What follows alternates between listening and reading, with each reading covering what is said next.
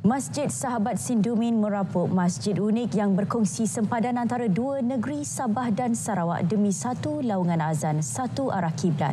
Selain sebagai agenda untuk membangunkan masyarakat, masjid ini dibina bagi mengeratkan hubungan sempadan kedua-dua negeri.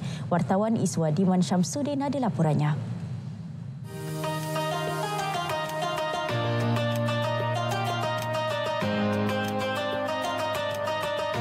Matlamatnya hanya satu, menjadikan kawasan persempadanan ini sebagai lokasi persinggahan penduduk dan pengunjung menunaikan ibadah.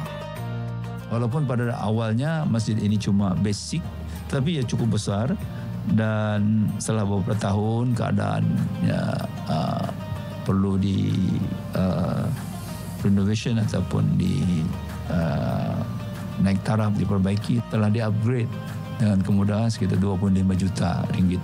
Jadi inilah hasilnya sekarang. Alhamdulillah, masjid ini adalah salah satu masjid yang paling cantik di daerah Subitang.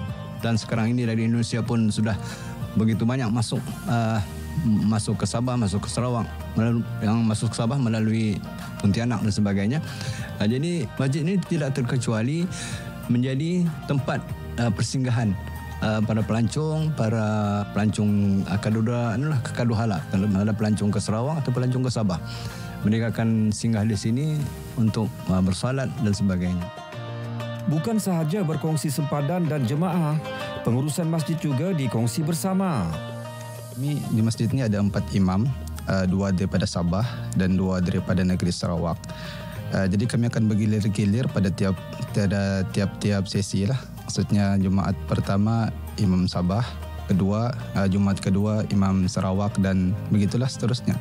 Keunikan di masjid ini juga pada kita membaca doa, kami akan menyebutkan 2 TYT lah daripada TYT Sabah dan Sarawak. Tapi apabila sudah Jumaat, ramai penduduk yang datang untuk bersolat Jumaat. Jadi Alhamdulillah, syukur Alhamdulillah, masjid ini sebab dia ada 2 negeri antara Sabah dan Sarawak. Kebanyakan dia punya penduduk.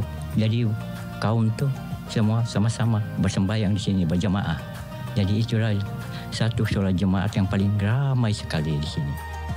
Pada 2023, masjid ini menjadi lokasi persinggahan terakhir yang di-Pertuan Agong ke-16 Al-Sultan Abdullah Riayatuddin Al-Mustafa Billah Shah Ibni Almarhum Sultan Haji Ahmad Shah Al-Musta'in Billah bersempena kembara Kenali Borneo. Pemilihan masjid ini sebagai lokasi persinggahan terakhir konvoi jelajah Ramadan RTM 2025 Sabtu ini turut dialu-alukan. Sudah banyak program daripada pihak RTM sebenarnya di sini. Ini bukan yang pertama.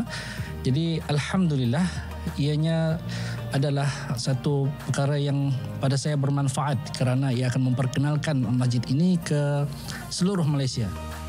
Walaupun kedua-dua negeri mempunyai budaya dan dialek bahasa yang berbeza, ia dapat disatukan berpandukan satu arah kiblat yang sama.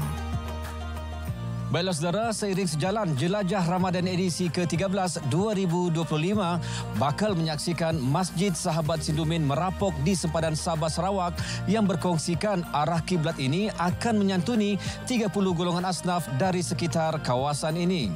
Selamat menyambut bulan Ramadan Al-Mubarak. Iswadiman Syamsuddin, RTM.